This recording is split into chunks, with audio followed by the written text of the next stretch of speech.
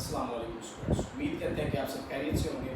जैसा कि आप जानते हैं, हमने प्रीवियस लेक्चर में समझा कि what is kidney, where is it is located, इसकी लोकेशन कहाँ पर है, इसके जो है इसका वेट कितना है और इसके मुख्तलिफ पार्ट्स को पढ़ा। तो जैसा कि आप जानते हैं कि मैंने प्रीवियस लेक्चर में बताया कि गुर्दे की एक फंक्शनल यूनिट है जिसको आप नेफ्रॉन कहते हैं। ठीक है, आज हम नेफ्रॉन का स्ट्रक्चर पढ़ेंगे जो कि एक इंपॉर्टेंट लॉन्ग क्वेश्चन भी है। तो फर्स्ट ऑफ ऑल नेफ्रॉन होता क्या है? It is the functional unit of kidney. Nephron हम आज स्टडी करने जा रहे हैं। इट इज द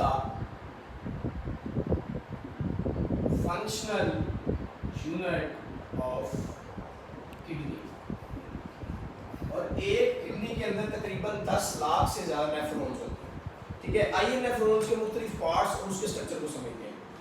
नेफ्रॉन के 2 पार्ट्स हैं, एक है रीनल कार्पिसल और एक है renal medulla, sorry renal tubule. Renal corpuscle जो होता है ये नॉन ट्यूबुलर होता है, यानी कि इसमें नालियां ट्यूब्स वगैरह नहीं होती। और रीनल ट्यूब्यूल जैसा कि नाम से हमें नजर आ रहा है कि रीनल ट्यूब्यूल होता है नेफ्रॉन का नाली वाला हिस्सा। तो इसको हम ड्रा करके कुछ सिंपल सा, ताकि हमें इसके पार्ट समझ आ जाए, तो वहां से स्टार्ट करते हैं। पहला इसका पार्ट है जो कि ब्लड कैपिलरीज होती हैं, इसको हम कहते हैं ग्लूमेरुलस। ठीक है, ग्लूमेरुलस ब्लड कैपिलरीज होती हैं जिसके अंदर से, जिसकी जगह जहां पर ब्लड प्रेशर बहुत ज्यादा होता है और इधर से ब्लड एंटर होता है।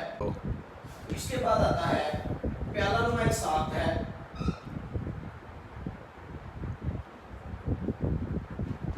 जिसको आप बुमैन कैप्सूल कहते हैं।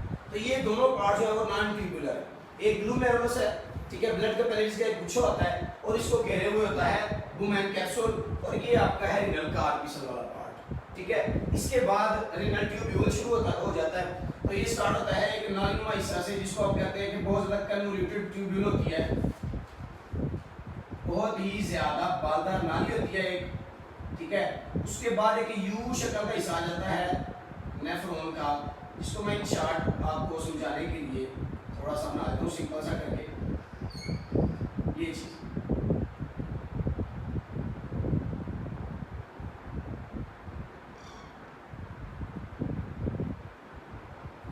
ये जो यू शेप है इसको आप कहते हैं लूप ऑफ हेनले।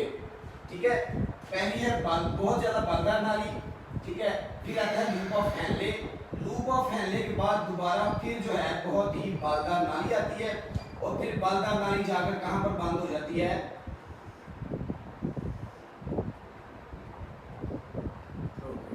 ये कहां पर जाकर मिलती है? कलेक्टिंग डक्ट्स पर। इस तरह यहां पर जो है वो बहुत ज्यादा बाकी नेफ्रॉन्स भी मिल रहे होंगे।